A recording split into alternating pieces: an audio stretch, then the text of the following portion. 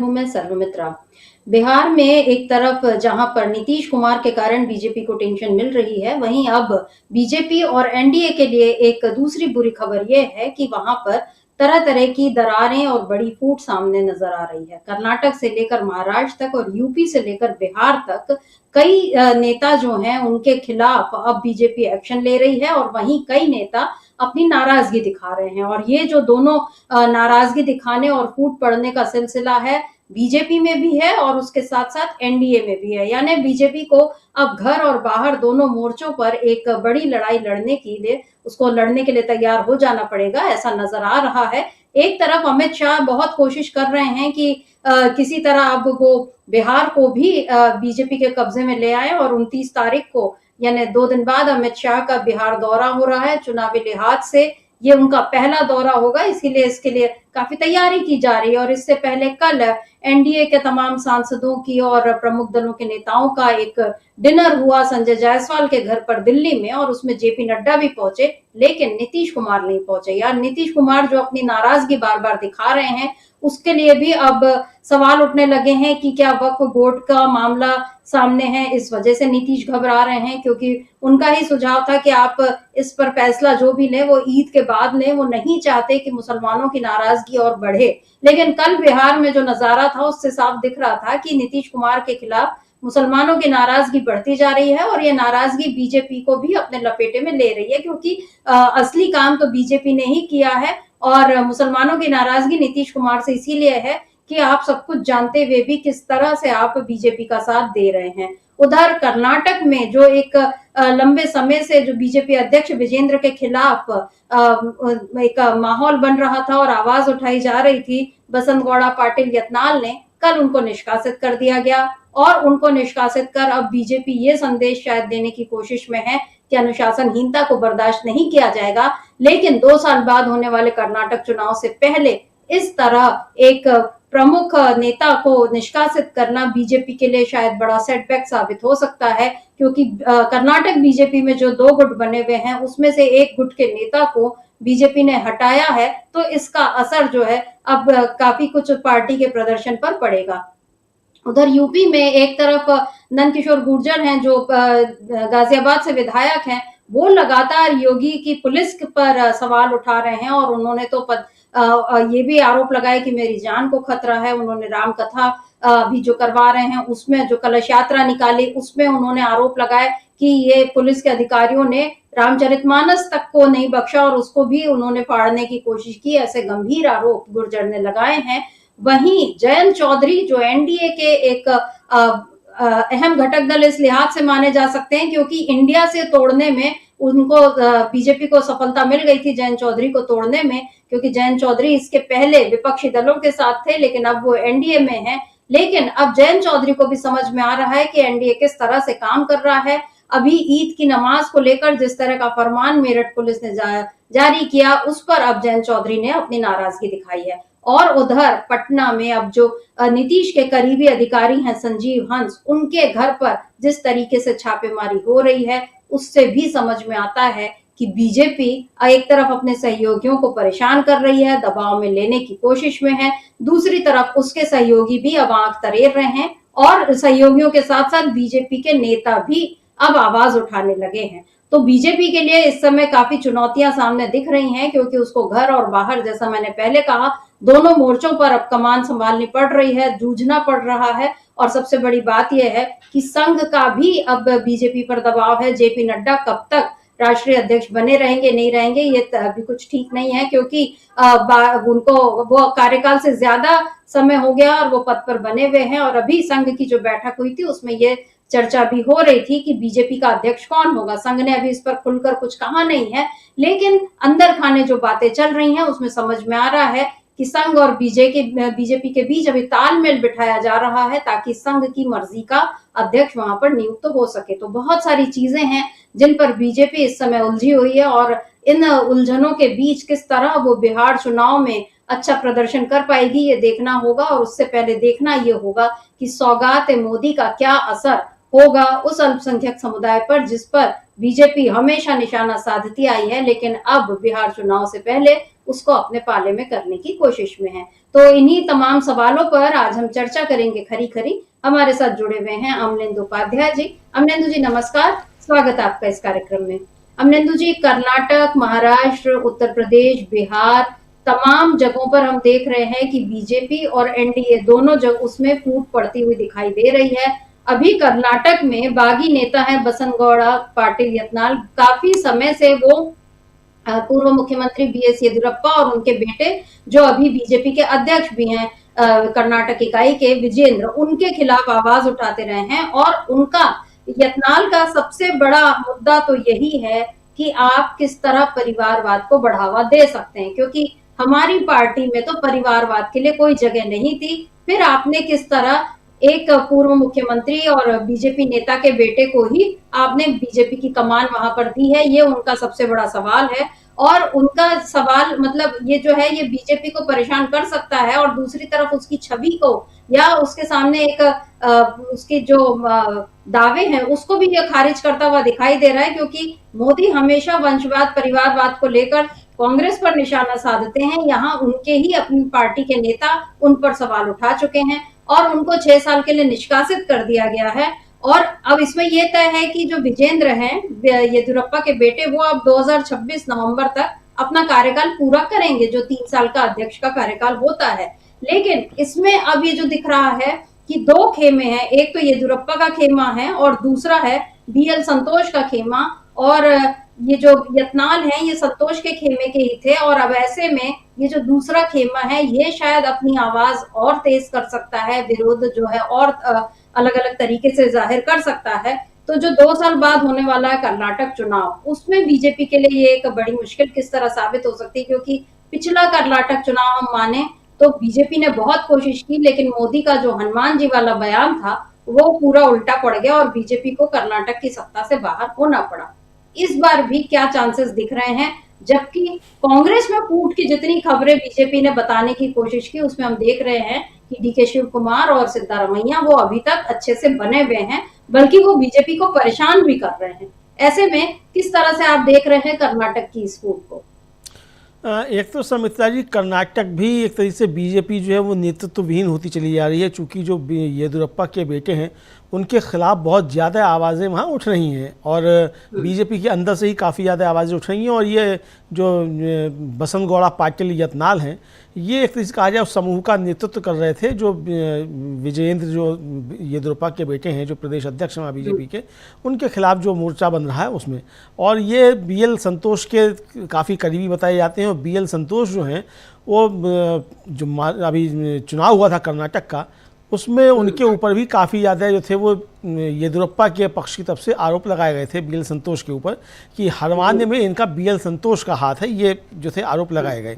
और मतलब बीएल संतोष ने अपने लोगों को टिकट बांटे, इस तरीके के आरोप जो थे काफ़ी ज़्यादा लगाए गए। अब यत्नाल का कहना ये है कि येदियुरप्पा को वर्चस्व बनाए रखने के लिए और येदियुरप्पा के कब्जे में पार्टी रखने के लिए जो येदियुरप्पा विरोधी लोग हैं उनको निकाल कर बाहर किया जा रहा है, और जो हिंदुत्ववादी हैं ख़ासतौर से उनको किनारे किया जा रहा है। ये यत्नाल भी जो हैं ये बड़े कट्टर हिंदुत्ववादी समझे जाते हैं, और आज भी और कल भी उन्होंने जो 2 ट्वीट किए हैं, उन दोनों ट्वीट में उनका कहना साफ तौर पर है कि वो अपना हिंदुत्ववादी जो रवैया है वो नहीं छोड़ेंगे और बीजेपी जो है अपने किए कराए पर पुनर्विचार करें। मतलब एक तरीके से उन्होंने धमकी सी बीजेपी को दी है। आज भी उन्होंने जो खुलकर आरोप लगाए हैं वो खुलकर आरोप यही लगाए हैं कि जो हिंदुओं की बात कर रहा है उसको निकाल के पार्टी से बाहर किया जा रहा है। ये एक तरीके से ये उनका कहना है। और परिवारवाद हमारी पार्टी का नहीं था, तो इस अब परिवारवाद की मतलब एक परिवार की जिम्मे पार्टी क्यों की जा रही है, इस तरीके के आरोप यत्नाल ने लगाए हैं। और बहुत कई उन्होंने बातें जो है अपने ट्वीट में यत्नाल ने लिखी हैं। तो इसको लेकर अब वहाँ काफ़ी कहा जाए एक संघर्ष की स्थिति भारतीय जनता पार्टी में दिखाई पड़ रही है। और जो उन्होंने किया है ट्वीट समीक्षा जी, उन्होंने लिखा है कि आंतरिक राजनीति और कलबुर्गी, रायचूर, बेल्लारी और चिक्कोडी जैसे प्रमुख क्षेत्रों में हार का आकलन करने के लिए नेतृत्व की विफलता को जिम्मेदार ठहराया गया है। कभी कार्यकर्ताओं की पार्टी के रूप में जाने वाली भाजपा की अब पारिवारिक राजनीति में लिप्त होने के लिए आलोचना में की जाती है। यानी सीधे सीधे जैसा आपने कहा कि मोदी जी जो है वंशवाद और परिवारवाद के लिए कांग्रेस और सपा और आरजेडी इन सबको जो हमला बोलते हैं, ये हमला आप सीधा सीधा बीजेपी के केंद्रीय नेतृत्व पर यत्नाल जो वो कर रहे हैं कि अब वो बीजेपी की आलोचना परिवारवाद के लिए की जाती है। ये एक बीजेपी के विधायक का कहना है जिसको पार्टी ने निकाल दिया और वो हिंदूवादी नेता समझे जाते हैं। इसी तरीके से शर्मिष्ठा जी, उत्तर प्रदेश में जो नंदकिशोर गुर्जर जो अपना सब कर रहे हैं, तो नंदकिशोर गुर्जर भी हिंदुत्ववादी नेता हैं और उन्होंने तो बहुत गंभीर आरोप जो हैं वो पुलिस और योगी आदित्यनाथ के ऊपर लगाए हैं। इतने गंभीर आरोप तो मुझे लगता है कि विपक्ष के किसी नेता ने भी योगी आदित्यनाथ के ऊपर सीधे सीधे नाम लेकर नहीं लगाए हैं। वो तो नंदकिशोर गुर्जर लगा रहे हैं और वो फटा कुर्ता अपना पहनकर ही तमाम जगह घूम रहे हैं और चीफ सेक्रेटरी को एक तरह से कहा जाए खुला चैलेंज दे रहे हैं, दरोगा को दे रहे हैं, एसएसपी को खुला चैलेंज दे रहे हैं और पूरा पुलिस प्रशासन हाथ पे हाथ रखे बैठा है। नंदकिशोर गुर्जर के खिलाफ कोई कार्रवाई नहीं कर पा रहा है, ये साफ तौर पर देखा जाता है। तो यानी बीजेपी के अंदर की चीज़ें जो हैं वो बहुत ज़्यादा खराब हो चुकी हैं। और क्या शर्मिष्ठा जी, अब ये देखा जाए कि 100 साल जो आरएसएस के पूरे होने जा रहे हैं और 100 साल के आरएसएस के पूरे होने से पहले जिस तरीके से जेपी नड्डा ने लोकसभा चुनाव से पहले एक अखबार को इंटरव्यू दिया और कहा कि अब भारतीय जनता पार्टी जो है वो अब सशक्त हो गई है और उसे आरएसएस की आवश्यकता नहीं है, तो आरएसएस और बीजेपी के बीच जो संघर्षों की बात कही जा रही थी, क्या वो और ज़्यादा बढ़ रही है? हालांकि मोदी जी बताया जाता है कि जाएंगे आरएसएस के दफ्तर और हो सकता है माफ़ी तलाफ़ी करने के लिए जाएँ या जो भी करने के लिए जाएँ, आशीर्वाद लेने जाएँ, दिशा निर्देश लेने जाएँ, जो भी करने जाएँ, उनका काम है वो कुछ भी करने जाकर। लेकिन ये चर्चाएँ अब शुरू हो गई हैं कि आरएसएस और बीजेपी के बीच सब कुछ ठीक ठाक नहीं है। हालांकि अभी जो बैठक हुई आरएसएस की उसमें साफ कह दिया गया कि नहीं, अब बिल्कुल एकदम सब ठीक ठाक है और आरएसएस जो है बीजेपी के काम में हस्तक्षेप नहीं करता है। उसके 32 या कितने संगठन हैं वो सब काम करते हैं, तो सबकी वो देख रेख करता है, हस्तक्षेप नहीं करता। इस तरह की बातें कहने की कोशिशें की गई, लेकिन वो कोशिशें कितना काम करती हुई दिखाई देती हैं, साफ तौर पर मालूम पड़ता है कि अगर बीजेपी बीएल संतोष के करीबी जो बीएल संतोष आते हैं संघ की तरफ से बीएल संतोष जो हैं वो भाजपा में भेजे गए हैं, जो कि बताया गया आरएसएस की तरफ से कि हम अपने लोगों को भेजते हैं संगठनों में, तो आरएसएस की तरफ से भेजे गए हैं। तो क्या ये यत्नाल के जरिए बीएल संतोष को जो है वो मोदी और नड्डा ने नसीहत देने की कोशिश की है कि संतोष जी आप लाइन के अंदर रहिए वरना हम आपको भी निकाल कर बाहर कर सकते हैं, और ये आरएसएस को क्या चेतावनी देने की कोशिश की गई है? अब ये है कि नहीं ये तो आने वाला समय बताएगा, लेकिन ये चर्चाएं शुरू हो गई हैं कि आरएसएस और मोदी के बीच में संघर्ष अब बढ़ता जा रहा है और यत्नाल को जिस तरीके से बीजेपी ने बाहर निकाला है, ये आरएसएस और बीजेपी के बीच संघर्ष की एक तरीके से कहा जाए वो परिणति है। शर्मिष्ठा जी। जी बिल्कुल, और इसी कर्नाटक में ही जब पिछला विधानसभा चुनाव हारी थी बीजेपी, तो ऑर्गेनाइजर ने फिर साफ साफ लिखा था कि ये मोदी जो इस तरह से काम कर रहे हैं उस तरीके से हम जीत नहीं सकते और हमको पूरा कार्यकर्ताओं को भरोसे में लेना होगा, और तमाम बातें उसमें मोदी के लिए नसीहतों के तौर पर लिखी गई थी। तो वहीं से एक नजर आना शुरू हो गया था कि बीजेपी और संघ के बीच सब कुछ ठीक ठाक नहीं है, और अब बीजेपी के भीतर भी ठीक नहीं है। नंदकिशोर गुर्जर का आपने जिक्र किया उत्तर प्रदेश में, उन्होंने अभी ये कहा है कि मैंने प्रण लिया है कि कुछ खाऊंगा नहीं, फटा हुआ कुर्ता पहनूंगा, नंगे पैर रहूंगा, और प्रदेश अध्यक्ष से मेरा निवेदन है कि आपका अनुशासित कार्यकर्ता हूँ, शोभा यात्रा को जुलूस बताकर राम के लिए मैं प्राण बताया गया और मैं राम के लिए प्राण दे दूंगा। उत्तर प्रदेश कोई पश्चिम बंगाल या बांग्लादेश नहीं है, मैं राम के लिए प्राण दे सकता हूँ। ये अब वो ऐसा लग रहा है कि योगी ने बताया मोदी को खुद से बड़ा हिंदुत्ववादी, और अब जो गुर्जर हैं वो योगी को बता रहे हैं कि मैं तुमसे बड़ा हिंदुत्ववादी हूँ। तो ये एक अलग लड़ाई यूपी में चल रही है। इधर जयंत चौधरी का एक जो ट्वीट आया है आज, वो एक ईद के पहले, क्योंकि एक तरफ मोदी चला रहे हैं सौगाते मोदी अभियान, और जयंत चौधरी का जो ट्वीट है, क्या लिखा है उस ट्वीट में एक बार उसको देखते हैं, फिर देखते हैं कि एनडीए में किस तरह फूट पड़ रही है। ये जयंत सिंह मतलब जयंत चौधरी, उनका जो ट्वीट है लिखते हैं पोलिसिंग टुवर्ड्स ऑरवेलियन 1984, बस एक लाइन लिखी है और यहाँ सजदा करते हुए जो मुस्लिम भाई हैं उनको दिखाया गया है और लिखा है पुलिसिंग टुवर्ड्स ऑरवेलियन 1984। तो अमलेंदु जी, जॉर्ज ऑरवेल का जो उपन्यास था 1984 1984, जिसमें बताया गया था कि कैसे निरंकुश सत्ता जो होती है किस तरह आजादी को दबाती है लोगों की, उनको खुलकर काम नहीं करने देती और उन पर मतलब तानाशाही किस तरह से काम करती है, इसका जिक्र उस उपन्यास में है। और यहाँ पर केवल एक लाइन के जरिए उन्होंने पुलिसिंग टुवर्ड्स, मतलब ये कि जैसा 1984 में बताया गया है उसी तरीके की पुलिस जो है हमारे यहाँ बन रही है। ये क्या सीधे सीधे योगी की पुलिस और खुद योगी के लिए एक बड़ी चेतावनी, क्योंकि अभी कल शायद संभल के ही जो सीओ हैं अनुज, अंश जिनका अभी जो फिर उनका एक बयान आया कि अगर ईद की सेवइयां खानी है तो मतलब होली की गुजिया भी खानी होगी, कुछ इस तरह का उनका बयान आया है। मतलब वो अभी रुक नहीं रहे हैं। पहले होली पर उन्होंने कहा कि आप मतलब मत निकलना, और अब वो ये कि सेवइयां और गुजियों की तुलना कर रहे हैं। मतलब मिठाइयों को भी अब ये धर्म में बांट रहे हैं। ये यूपी पुलिस का काम है। योगी इस पर कुछ नहीं बोलते, बल्कि वो कहते हैं कि पहलवान आदमी वो तो वैसी ही बात करेगा। अब यहाँ पर जयंत चौधरी ने ये जो बता दिया है अपना रुख कि उनको नहीं पसंद आ रहा, क्योंकि मेरठ पुलिस ने ये ऐलान किया या फरमान जारी किया कि आप खुले में नमाज नहीं पढ़ेंगे, ईदगाह के अलावा जो उसके पास में लगी सड़कें हैं वहां आप नमाज नहीं पढ़ेंगे, और कड़ी निगरानी बरती जा रही है, ड्रोन से निगरानी होगी। मतलब रमजान और ईद ना हुआ, मतलब ये एक उसको एक मुसीबत की तरह जैसा बताने की कोशिश हो रही है। इस पर जब ये एनडीए के सहयोगी जो हैं वो असहज हो रहे हैं। जैसे नीतीश कुमार को भी, वो खुद सांप्रदायिक नहीं है, या उसी तरह से जयंत चौधरी सांप्रदायिक नहीं है, लेकिन अब उनको समझ में आ रहा है कि एनडीए से जुड़ने का क्या मतलब होता है। क्या लगता है आपको, यहाँ पर जयंत चौधरी को अफसोस हो रहा होगा?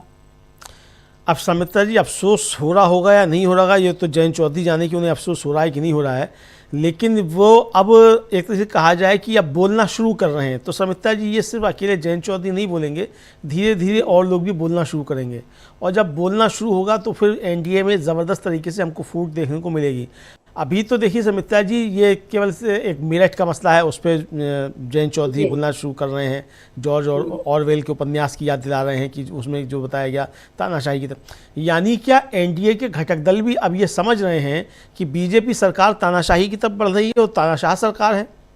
जी। अगर केंद्रीय मंत्री, एक जो मोदी जी का मंत्री है, वो ये कह रहा है तो उसको ये स्पष्ट भी करना चाहिए कि आप ये तानाशाही सरकार मोदी जी की सरकार को कह रहे हैं कि योगी जी की सरकार को कह रहे हैं, पहले तो ये स्पष्ट करें।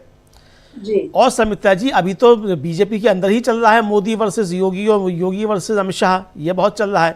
जिन नंद किशोर गुर्जर की हम लोग चर्चा कर रहे थे, उनके बारे में चर्चा ये है कि वो अमित शाह के बहुत नज़दीकी हैं, और योगी आदित्यनाथ चाहकर भी उनके खिलाफ कोई कार्रवाई नहीं कर पा रहे हैं क्योंकि वो अमित शाह के बहुत ज़्यादा नज़दीकी हैं कि नहीं हम तो नहीं जानते, लेकिन चर्चाएं जो हैं, हम उन चर्चाओं की चर्चा कर रहे हैं कि ये इस तरह की चर्चाएं हैं। तो अब तो जयंत चौधरी जो अब एक तरह से कहा जाए कि बीजेपी सरकार पर हमला बोल रहे हैं और ये बताने की कोशिश कर रहे हैं कि तानाशाही की तरफ बढ़ रहा है ये देश जो है एक तरीके से, तो जयंत चौधरी फिर उस तानाशाही में समर्थन क्यों कर रहे हैं, उस सरकार में क्यों बने हुए हैं? सरकार को छोड़ना चाहिए, हिम्मत दिखानी चाहिए, वरना इस तरीके के ट्वीट करने से कोई फ़ायदा नहीं है, क्योंकि आप बातें कुछ करते हैं और जाके काम कुछ करते हैं। तो अगर आपको ये वास्तव में है कि आपको लगता है कि ये तानाशाही की तरफ बढ़ रही है, तो समर्थन वापस लीजिए, सरकार से अलग हो जाइए। अब अलग होते हैं जयंत चौधरी नहीं होते हैं, वो उनके ऊपर निर्भर करता है। लेकिन हाँ, ये सही है कि अब सरकार के अंदर से शर्मिष्ठा जी आवाज़ें उठना शुरू हो गई। और जो सीओ का आपने जिक्र किया, वो सीओ तो अभी कल ये भी कह रहा था कि साहब मेरा अगर बयान गलत था तो मेरे खिलाफ कोई कार्रवाई क्यों नहीं हुई, कोई सुप्रीम कोर्ट क्यों नहीं गया। इस तरीके का बयान भी मैंने देखा कहीं उनका, इस तरह की बातें आई हैं। अब वो गुजियाओं से वहीं भी बता रहे हैं कि किस तरीके से है। तो ये जो एक तरह से कहा जाए शर्मिष्ठा जी कि अभी तक तो जो था कि वो राजनीतिक दल जो थे वो सांप्रदायिक विभाजन करने की कोशिश किया करते थे, अब तो प्रशासन कर रहा है और उसको शय मिल रही है सरकार की तरफ से और भारतीय जनता पार्टी की तरफ से। योगी आदित्यनाथ का बयान जो सीधी सीधे वो शय देने वाला है। तो यानी एक तरीके से जब पूरे कुएं में भांग पड़ी हो, तो ये पूरे कुएं में भांग पड़ने वाली जो कहावत है वो यही दिखाई पड़ रही है कि पूरे कुएं में भांग पड़ी हुई है। यानी सरकार अपना काम नहीं कर रही, प्रशासन अपना काम नहीं कर रहा, न्यायपालिका अपना काम नहीं कर रही, जज साहब कुछ भाषण दे रहे हैं, किसी जज के यहाँ से कुछ पकड़ा जा रहा है, सुप्रीम कोर्ट हाई कोर्ट पर टिप्पणी कर रहा है और इस तरह की चीज़ें आ रही हैं। अब वो जज साहब के खिलाफ जो है वो जांच बैठा दी सुप्रीम कोर्ट ने। अब तमाम सुप्रीम कोर्ट के जो एक्स जजेस हैं वो कह रहे हैं कि हाई कोर्ट तो स्वतंत्र होता है, सुप्रीम कोर्ट कोई जांच ही नहीं बैठा सकता हाई कोर्ट के जज के खिलाफ। अब ये भी एक संघर्ष शुरू हो गया, तो हाई कोर्ट्स का इसका मतलब निरंकुश हो गए हैं। तो अब बहुत सारी चीज़ें हो रही, तो ये एक तरह से कहा जाए ये कुएं में भांग जो पड़ी हुई है। तो अब जयंत चौधरी जो बोले हैं, तो जयंत चौधरी के बोलने का मतलब समित्रा जी यही समझा सकता है कि इसको लेकर अब बीजेपी के अंदर से चीज़ें उठ रही हैं। अब देखना ये है समित्रा जी कि जयंत चौधरी जिस तरीके से बोल रहे हैं, क्या इस तरीके का कोई बयान अब नीतीश कुमार या चंद्रबाबू नायडू का भी आता है कि नहीं आता है। जी बिल्कुल। तो ये अब देखना बाकी रह गया है। तो अब चंद्रबाबू नायडू और नीतीश कुमार क्या बोलते हैं ये आने वाला समय बताएगा। लेकिन फिलहाल जो है खबर ये है कि जो वक्फ बोर्ड जो वक्फ बिल आ रहा है उसके खिलाफ तमिलनाडु की विधानसभा में एम के स्टालिन ने एक प्रस्ताव रखा और उसको उन्होंने वापस लेने की मांग की है केंद्र सरकार से। तो यानी जो एनडीए की जो फूट है उसको विपक्षी दल जो है खासतौर से इंडिया गठबंधन वो चौड़ा भी कर रहे हैं और एनडीए की फूट सामने आती हुई दिखाई भी पड़ रही है। और एनडीए का जो बीजेपी का अपना एजेंडा है, जो सांप्रदायिक एजेंडा, उसके खिलाफ अब क्या एनडीए के सहयोगी दलों की आवाज़ें उठना शुरू हो गई हैं। जयंत चौधरी का ये ट्वीट ये समझाता है। जी बिल्कुल। और एनडीए में एक तरफ हम दरार देख रहे हैं, वहीं हमने ये देखा है कि अब इंडिया गठबंधन कई मुद्दों पर एक साथ, मतलब इंडिया गठबंधन पहले भी साथ है, उसमें कोई बिखराव की बात नहीं है, लेकिन टीएमसी जिस तरीके से अभी थोड़ा आवाज उसकी अलग उठने लगी थी, लेकिन कल जिस तरह राहुल गांधी को बोलने से रोका गया सदन में और उस पर अब टीएमसी के लोग भी आवाज उठा रहे हैं और ये बिल्कुल जाहिर हो रहा है कि लोकसभा में या राज्यसभा में जो बर्ताव है सभापतियों का, अध्यक्ष का, वो बिल्कुल अब विपक्ष को ये लग रहा है कि ये पूरा अलोकतांत्रिक बर्ताव है और इसके खिलाफ आवाज उठ रही है। और ऐसे में ये भी देखना होगा कि एनडीए के लोग भी कब तक इस असंवैधानिक या अलोकतांत्रिक बातों को स्वीकार करेंगे। अभी आपने नीतीश कुमार का जिक्र किया अमलेंदु जी, तो कल के जो डिनर हुआ था एनडीए सांसदों का और सारे नेताओं का, उसमें नीतीश कुमार नहीं पहुंचे और आज जो है उनके करीबी संजीव हंस जो आईएएस अधिकारी, उनसे और उनके जो ठिकाने हैं फिर से ईडी की जो छापेमारी हुई, पहले भी हो चुकी है। तो ये जो चीजें बदल रही हैं बिहार में, इसको लेकर आप क्या कहेंगे? क्योंकि नीतीश कुमार बार बार ये बता रहे हैं कि तुम बुलाओ और हम ना आए, ये बार बार नीतीश कुमार कर रहे हैं। हमने देखा है कि अभी ठीक है मोदी पहुंचे भागलपुर, तब वो उनके साथ उन्होंने मंच साझा किया और फिर उनको मोदी को बताना पड़ा कि मेरे लाडले मुख्यमंत्री हैं, लेकिन अब वो कितने लाडले हैं उस पर भी सवाल उठ रहे हैं। क्योंकि कल भी जो बात हुई कि चुनाव तो नीतीश कुमार के चेहरे पर, उनके नेतृत्व पर लड़ा जाएगा, लेकिन अभी भी नहीं मालूम कि उनको ही मुख्यमंत्री का चेहरा बनाया जाएगा या नहीं बनाया जाएगा। और उससे भी पहले सवाल ये है कि अभी जो हालात बन रहे हैं, क्या उसमें एनडीए जीत पाएगा? क्योंकि नीतीश कुमार जो है अब एकदम उनके तेवर जो है वो बदलते हुए दिख रहे हैं। क्या कहेंगे? देखिए समिता जी, एक तो कल नीतीश कुमार उस बैठक में नहीं पहुंचे जिसमें बिहार के एनडीए के सभी दलों के नेता पहुंचे थे, सारे अध्यक्ष पहुंचे थे और सारे जो थे वो सांसद और मंत्री जो हैं वो सब पहुंचे थे जो दिल्ली में हैं। और चिराग पासवान पहुंचे जो कि एलजेपी के अध्यक्ष हैं, राष्ट्रीय लोक मोर्चा उसके जो अध्यक्ष हैं उपेंद्र कुशवाहा वो पहुंचे, जीतन राम मांझी पहुंचे जो हम के हैं, जेडीयू की तरफ से ललन सिंह तो पहुंचे, लेकिन जेडीयू के अध्यक्ष जो हैं नीतीश कुमार वो उस बैठक में नहीं पहुंचे और जेपी नड्डा जो बीजेपी के अध्यक्ष हैं वो पहुंचे।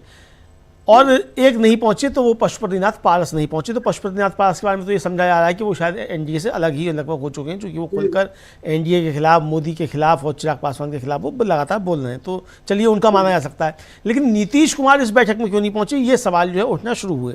और नीतीश कुमार कल इस बैठक में नहीं पहुंचे तो शर्मिष्ठा जी ये जो चर्चाएँ हैं वो चर्चाएँ ये हैं कि एक तो उस बैठक में सीटों के बंटवारे को लेकर कोई बातचीत नहीं बन पाई और ज़बरदस्त संघर्ष जो था वो सीटों के बंटवारे को देखने को मिला। जीतन राम मांझी और चिराग पासवान 40-40 सीटें दोनों चाहते हैं कि उनको 40-40 सीटें वहाँ लड़ने को मिले, ये उनकी तरफ से मांग की गई, ये भी चर्चाएं चल रही हैं। अब बीजेपी इतनी सीटें देने को तैयार नहीं है, एक तो नीतीश कुमार को कम सीटें देना चाहती है, नीतीश कुमार ज़्यादा सीटें चाहते हैं। तो बीजेपी अब 40-40 सीटें अगर जीतन राम मांझी और चिराग पासवान को दे दो, 80 सीटें तो यही चली गई। तो और फिर उसके बाद नीतीश कुमार भी चाहते हैं कि उनको 150 सीट मिल जाए, तो बीजेपी क्या लड़ रही है, सब 10 सीटों पर लड़ रही बीजेपी क्या? तो ये संकट पैदा हो रहा है। तो बीजेपी तो इसलिए कल की बैठक में कोई फैसला नहीं हो पाया, जबकि बैठक इसीलिए बुलाई गई थी कि वहाँ सीट बंटवारे पर चर्चा होगी।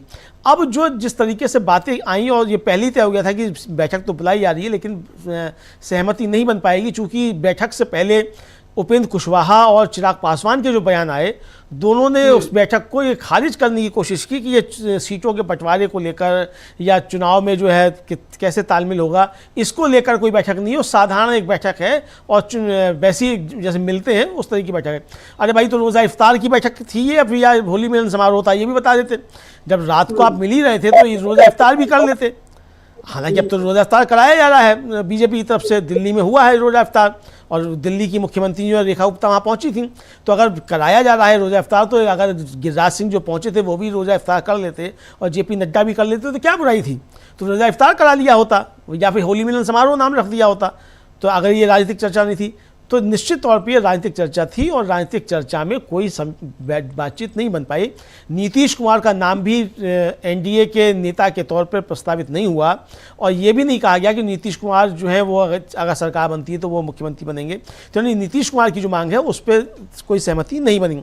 अब ये अभी तक सूचना नहीं आई है कि नीतीश कुमार के नाम पर केवल अकेले बीजेपी को आपत्ति थी कि जीतन राम मांझी और चिराग पासवान और उपेंद्र कुशवाहा को भी आपत्ति थी। ये अभी तक सामने नहीं आई है, तो जब सामने आएंगी तो उस पर भी हम लोग चर्चा करेंगे। लेकिन नीतीश कुमार ने कल जिस तरीके से बीजेपी को आंख दिखाई, शर्मिष्ठा जी खुद नहीं पहुंचे और ललन सिंह को उस बैठक में भेज दिया, उसके बाद आज जो है जो उनके सबसे करीबी अफसरों में से एक समझे जाते हैं संजीव हंस, उनके ऊपर पहले भी जो है जब नीतीश कुमार के बारे में कोई चर्चा चलती है कि वो थोड़ा सा इधर उधर हो रहे हैं तो संजीव हंस के यहाँ ईडी पहुंच जाती है। तो आज जो है वो सुबह से उनके पटना में 7-8 ठिकानों पर संजीव हंस के बताया जाता है कि ईडी की छापेमारी हो रही है। तो कल ही नीतीश कुमार ने आंखें दिखाई बीजेपी और एनडीए को कि उनके बिना एनडीए नहीं है बिहार में, और आज सुबह ही उनके करीबी संजीव हंस के यहाँ ईडी पहुंच गई। तो अब कहा यह जा रहा है कि क्या ईडी जो है वही बिहार में एनडीए को एकजुट रखेगी। तो अब अमित शाह की चाणक्यगिरी फेल हो गई और ईडी की चाणक्यगिरी वो अब चलेगी। तो ईडी क्या अमित शाह से बड़ी चाणक्य है, ये चर्चाएं अब शुरू हो गई हैं। अब देखना यह है कि नीतीश कुमार इसको किस तरीके से लेते हैं। हालांकि ईडी पहले भी इस तरीके से एनडीए को एकजुट करने का काम करती रही है। इनके चिराग पासवान के बहुत नज़दीकी जो हुलास पांडे हैं उनके यहाँ भी जो था वो ईडी की छापेमारी हुई थी जब चिराग पासवान की नीतीश कुमार उनसे तेजस्वी यादव से मुलाकात हो गई थी, उसके तुरंत बाद हुई थी। और उसके बाद ही जो था फिर एकदम से चिराग पासवान के सुर बदले हुए नजर आए हैं। तो क्या ईडी के जरिए चिराग पासवान और नीतीश कुमार इन दोनों को जो है वो कब्जे में करने की कोशिश बीजेपी कर रही? तो ये सब चर्चाएं शर्मिष्ठा जी चल रही हैं, लेकिन नीतीश कुमार और बीजेपी के बीच सब कुछ ठीक ठाक नहीं है, बीजेपी और चिराग पासवान के बीच ठीक नहीं है, बीजेपी और जीतन राम मांझी के बीच ठीक नहीं है, उपेंद्र कुशवाहा और नीतीश कुमार के बीच सब कुछ ठीक नहीं है। तो फिलहाल जो है वो एनडीए में बड़ी फूट दिखाई पड़ रही है बिहार में, और चुनाव के अब 6 महीने भी नहीं बचे हैं। तो ऐसे में एनडीए किस तरीके से वहाँ जाएगा। हालांकि कहा यह जा रहा है कि हम एकजुट होकर जाएंगे। चिराग पासवान ने तो घोषणा कर दी हम 225 सीटें जीतेंगे। भाई 225 सीटें जीतेंगे, पर ये तो बताओ कि चिराग पासवान जी आपकी पार्टी कितनी सीटों पर चुनाव लड़ेगी? जो आपने 225 सीटों की भविष्यवाणी कर दी, तो ठीक है 225 जीत जाएगी, हमने मान लिया जीत जाएगी। अगर राजीव कुमार होते तो आप पहले ही आपकी तारीखें भी तय कर देते, लेकिन अब कुछ चीज़ें बदल नहीं हो सकता है, अभी दावे रह जाएं। लेकिन अगर चलिए उसी तरीके से चुनाव आयोग काम कर भी रहा है जैसे राजीव कुमार के समय करता था, तो भी आपका ये दावा मान लिया जाए 225 जीतेंगी। तो इन 225 में आप कितनी सीटों पर लड़ रहे हैं और कितनी जीत कर आ रहे हैं, तो ये भी तो बताइए चिराग जी। तो चिराग जी ये नहीं बता पा रहे हैं शर्मिष्ठा जी। बिल्कुल, और वो ना बता नहीं पा रहे हैं। और दूसरा, अभी कल भी हमने इस बात का जिक्र किया था कि अब उनके सुर पूरी तरीके से वो बीजेपी में मिलाने की कोशिश भी कर रहे हैं। चाहे वक्फ बोर्ड का मामला है, चाहे वो हिंदू राष्ट्र बनाने वाली बात है, किसी चीज का चिराग पासवान विरोध नहीं कर रहे हैं। कल जबकि वक्फ बोर्ड के मामले पे जो विरोध वहां हुआ, तेजस्वी पहुंचे, लालू जी पहुंचे, प्रशांत किशोर पहुंचे, सारे लोग पहुंचे। न्योता तो नीतीश कुमार को भी था लेकिन वो नहीं गए। और जो उनकी इफ्तारी का बहिष्कार हुआ है मुसलमानों से, वो भी अब जाहिर है कि नीतीश कुमार के लिए नाराजगी बढ़ रही है। और यहाँ पर अब बीजेपी भी जो आंख तरेर रही है, नीतीश कुमार भी अपना एक गुस्सा दिखा रहे हैं। तो ये जो एक दूसरे को नाराजगी दिखाने का सिलसिला है, ये जो है एनडीए को बड़ा नुकसान पहुंचा सकता है और नीतीश कुमार को भी निजी तौर पर नुकसान होगा ऐसा नजर आ रहा है। क्योंकि अभी राबड़ी देवी के लिए जिस तरह की शब्दावली उन्होंने इस्तेमाल की, उसके बाद तो एक तरह से नामुमकिन दिख रहा है कि वो महागठबंधन में लौटेंगे। लेकिन अब वो और क्या करेंगे, क्योंकि राबड़ी जी तो उनको कह रही हैं कि अपने बेटे को सीएम बना दो। यानी वो तो उनको राजनीतिक भविष्य खत्म होने की बात नहीं बल्कि आगे बढ़ाने की बात कर रही हैं। और यहाँ ये उनको कह रहे हैं कि आपको कुछ समझ नहीं है। तो खैर वो एक अलग मुद्दा है। लेकिन कल की इस जो बैठक में आपने चिराग पासवान का जिक्र किया, उपेंद्र कुशवाहा का जिक्र किया, दोनों के बयान है, सुन लेते हैं। क्योंकि समझ में आ रहा है कि किस तरह बीजेपी और एनडीए के भीतर अभी कुछ तय नहीं है, लेकिन दिखाया ये जा रहा है कि साहब हम बहुत मजबूती से खड़े हुए हैं। क्या कुछ कहा है चिराग पासवान और उपेंद्र कुशवाहा ने, सुन लेते हैं। आज की बैठक का कोई खास उद्देश्य या किसी सोच के साथ नहीं, पार्लियामेंट का सत्र चल रहा है, चुनावी वर्ष है, निरंतरता में बैठकों का दौर अब चलेगा ही। उस क्रम में आज सब लोग एक साथ बैठ के आने वाले समय को लेकर, चुनाव को लेकर सरसरी तरीके से चर्चाओं की शुरुआत की जाए। चिराग, कई मुद्दों पर बात हो रही है, बात ये हो रही है कि क्या किन मुद्दों को लेकर जाएंगे चुनाव में, जिस तरीके से विपक्ष और तेजस्वी मुख्यमंत्री को लेकर हमलावर हैं, इस पर भी स्ट्रेटजी बनेगी? बिल्कुल तमाम रणनीतियां तय की जाएंगी और जैसे मैंने कहा कि अभी चुनाव आते आते तक बहुत से ऐसे विषय हैं जिस पे बैठ के चर्चाएं होंगी। क्या रणनीति होगी चुनाव में, क्या किस सोच के साथ हम लोग जाएंगे, क्या क्या हमारे पॉइंट्स होंगे, सरकार की उपलब्धियां कैसे जनता के बीच रखी जाएंगी। एंड देन डेफिनेटली जो आप सबके मन में सवाल चलते ही रहते हैं सीट शेयरिंग को लेकर कि किसके खाते में कितनी सीटें, इन तमाम विषयों को लेकर चर्चा होगी। बट आज कोई बहुत ज्यादा महत्वपूर्ण एजेंडा ओरिएंटेड चर्चा हम लोग करने जा रहे हैं। सत्र चल रहा है, तमाम सांसद एनडीए के बिहार से जो आने वाले हैं वो सब सत्र के लिए दिल्ली में ही मौजूद हैं, तो सब एकजुट होकर एक साथ बैठेंगे। जेपी नड्डा भी आज शामिल हो रहे और बिहार की जीत को अगर आप बोलें तो ये मैं दावे के साथ कह सकता हूं कि इस बार एक ऐतिहासिक जीत। मैंने बार बार इस बात को कहा, एक विनिंग कॉम्बिनेशन है हम लोग का, पांचों दल का जो अलायंस है, और इस अलायंस ने अपने आप को उपचुनाव में प्रूव किया है। 100% स्ट्राइक रेट रहा है हमारे तमाम एनडीए के प्रत्याशियों का। जो 4 विधानसभा में उपचुनाव हुए थे वो कहीं ना कहीं दर्शाता है इस बात को कि एक बड़ी जीत की ओर हम लोग अग्रसर हो रहे हैं। 225 से ज्यादा सीटें मैं मानता हूं, बिहार में घूम रहा हूं, अलग अलग जिलों में अलग अलग विधानसभाओं में कार्यक्रम हो रहा है। परसों गया में हम लोग की सभा थी, अगर उसकी तस्वीरें आप देखें, जो उत्साह है लोगों के बीच इस गठबंधन को लेकर, एनडीए को लेकर, मैं मानता हूं एक बड़ी जीत की ओर एनडीए अग्रसर कह रहे हैं, मैं 225 सीटें कह रहा हूँ। अमरिंदु जी, यहाँ पर चिराग पासवान नई बोलते हुए भी एक तरह से उन्होंने पूरा अंदर का जो सारी बातें उन्होंने बोल दी। वो उन्होंने बता दिया कि अभी संसद सत्र चल रहा है, चुनाव आ रहे हैं, सीट शेयरिंग होगी, हम किस तरह से जनता के बीच जाएंगे, वो सारी बातें उन्होंने बता दी। और ये भी बोल दिया कि नहीं जी, हम लोग कुछ चर्चा करने के लिए ऐसे बैठे नहीं थे, बस क्योंकि सत्र चल रहा है इसलिए सब एक साथ आए। अब राजनीतिक लोग हैं तो राजनीतिक बातें तो करेंगे ही, ऐसा तो होगा नहीं कि कुछ और मुद्दे पर बात करें। लेकिन यहाँ जो उन्होंने कहा, ये सारी बातें जिस तरह से वो दिखा रहे हैं कि बड़े कूल हैं, कुछ अंदर वो उनको हलचल नहीं है, लेकिन वो बोल रहे हैं कि सीट शेयरिंग को लेकर तो देखते हैं क्या होता है, तो उनको कितनी सीटें मिलेंगी अभी वो ये नहीं जानते। 225 जीतने का दावा कर रहे हैं, लेकिन किस तरह से, और सरकार की उपलब्धियां हम गिनाएंगे, यही चिराग पासवान है जो कानून व्यवस्था पर सवाल उठा चुके हैं, जो छात्रों पर लाठीचार्ज पर सवाल उठा चुके हैं, जो ऐसे नीतीश कुमार के जो पुल गिर रहे थे उस समय भ्रष्टाचार को लेकर सवाल उठा चुके हैं। तो कौन सी उपलब्धियां वो लेकर जाएंगे? और नीतीश कुमार ने तो इधर अपनी उपलब्धियों को गिनाने के लिए पूरी जो प्रगति यात्रा कर ली, उसको लेकर भी कोई एनडीए का कोई ऐसा खास उत्साह देखा नहीं गया। उसमें तो नीतीश कुमार अकेले ही मोर्चा संभाले हुए थे। तो ये जो दिख रहा है, क्या नजर आ रहा है कि बिहार में एनडीए में वाकई अब मतलब ऐसा कोई जमीन बची नहीं है, लेकिन सब कुछ हवाई दिखाने की कोशिश है। और ऐसे में अमित शाह पहुंच रहे हैं बिहार, परसों जा रहे हैं वो, तो वो क्योंकि अब चाणक्य है वहां पर अपना वो रंग दिखाएंगे। लेकिन अमित शाह के दौरे से क्या कुछ असर पड़ सकता है, ये भी आपसे जानना चाहूंगी। पहले एक बार उपेंद्र कुशवाहा का बयान भी सुन लेते हैं, क्योंकि महत्वपूर्ण घटक दल तो है ही, भले बहुत ताकत अभी उनके पास नहीं है, लेकिन एक अहम स्थान वो रखते हैं। क्या कुछ कहा है उपेंद्र कुशवाहा ने, सुन लेते हैं उसको। आप लोग इसको देख रहे हैं, इसकी व्याख्या कर रहे हैं, मुझको लगता है कि उस तरह की बैठक नहीं है, आपस में मिलने जुलने का कार्यक्रम है। और हम सब लोग मिलेंगे जुलेंगे स्वाभाविक रूप से। जब राजनीतिक लोग मिलते हैं और चुनाव का समय है तो चर्चा तो उस संदर्भ में हो ही सकती है, लेकिन सीधे बैठक के तौर पर इसको कहना हमको नहीं लगता है कि इसका कोई औचित्य है। साल के अंत में चुनाव होने वाला है, उस संदर्भ में ये बैठक महत्वपूर्ण मानी जा रही है। ना, चुनाव तो है ही, और चुनाव की तैयारी में तो हम सब लोग लगे हुए। और ऐसे भी बिहार में जो एनडीए की स्थिति है उसमें कहीं से कोई भी गठबंधन सामने वाला टिकने वाला नहीं, तो कोई बहुत इसके लिए हम लोग बैठ करके पहले ही से स्ट्रेटजी बनाए, जिसकी बहुत जरूरत नहीं है। ऑलरेडी सारी चीजें तय हैं। और अमरिंदु जी, यहाँ भी ऐसा लग रहा है जैसे इनको स्क्रिप्ट पकड़ा दी गई हो कि तुमको यही सारी बातें बोलनी है कि चुनाव है, लेकिन हम लोग कुछ ऐसा खास चर्चा के लिए इकट्ठे नहीं हुए हैं, सब लोग यूं ही मिलने जुलने इकट्ठे हुए हैं, एक जैसी बातें बोल रहे हैं, लेकिन अंदर अंदर का वो दिख भी रहा है कि वो किस लिए सब इकट्ठे हुए हैं। अब सवाल ये है कि एक तरफ ये एनडीए की बैठक हुई, दूसरी तरफ संजीव हंस के घर छापेमारी हुई, नीतीश कुमार नहीं पहुंचे, ये इन दोनों नेताओं के जो बयान आए, जीतन राम मांझी अभी राष्ट्रगान वाले मसले पर पूरी तरह नीतीश कुमार के साथ खड़े दिखाई दिए।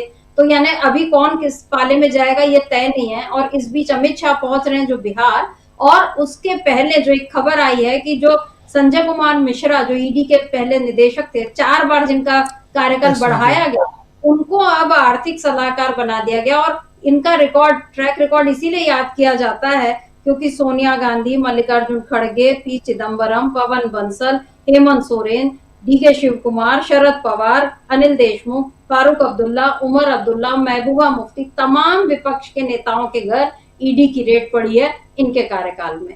और ऐसे में अब संजय मिश्रा पहुंच गए हैं, वो आर्थिक सलाहकार बन रहे हैं और उधर अमित शाह पहुंच रहे हैं बिहार, और ईडी की रेड भी इस बीच शुरू हो चुकी है। कैसा लग रहा है माहौल, क्या बन रहा है?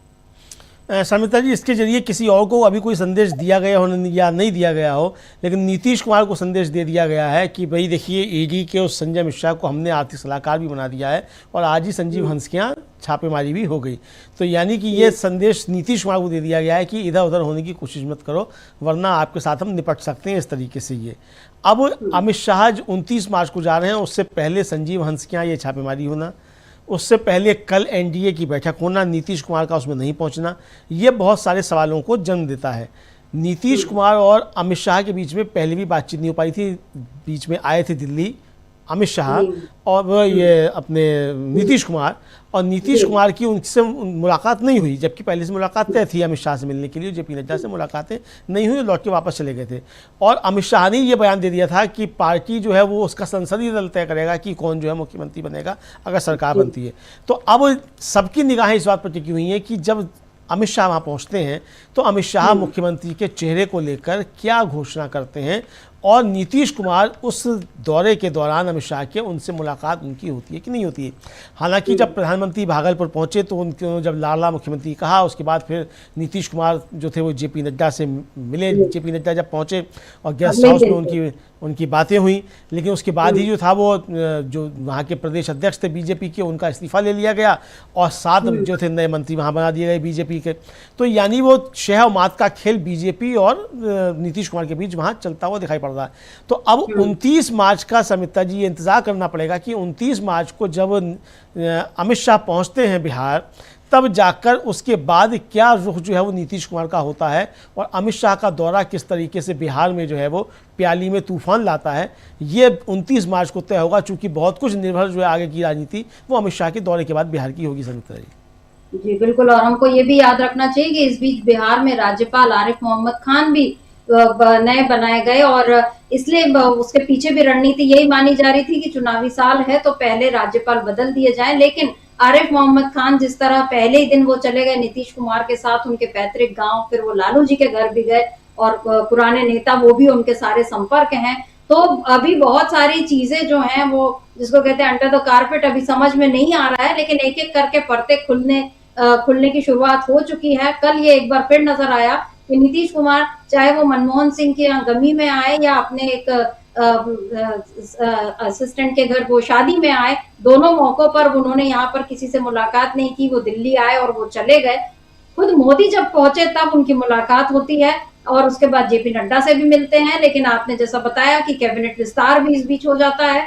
तो बीजेपी यहाँ पर पूरी तरीके से नीतीश कुमार को दबाने में लगी है। उधर तेजस्वी यादव जिस तरीके से बार बार नीतीश कुमार को घेर रहे हैं, वक्फ बोर्ड का मामला भी सामने है। तो बीजेपी के लिए एक के बाद एक चुनौतियां हैं, और ऐसे में एनडीए में जो कूद पड़ रही है, और न केवल बिहार बल्कि उत्तर प्रदेश और महाराष्ट्र और कर्नाटक, हर जगह हम इसी तरह की अस्थिरता एक देख रहे हैं बीजेपी में। ऊपर से बीजेपी ये बता रही है कि सब कुछ अच्छा है, लेकिन भीतर भीतर बहुत सारी दरारें बनती हुई दिखाई दे रही हैं। इन दरारों के बीच क्या फिर से अपनी सत्ता कायम कर पाएगी बिहार में बीजेपी, ये देखना होगा।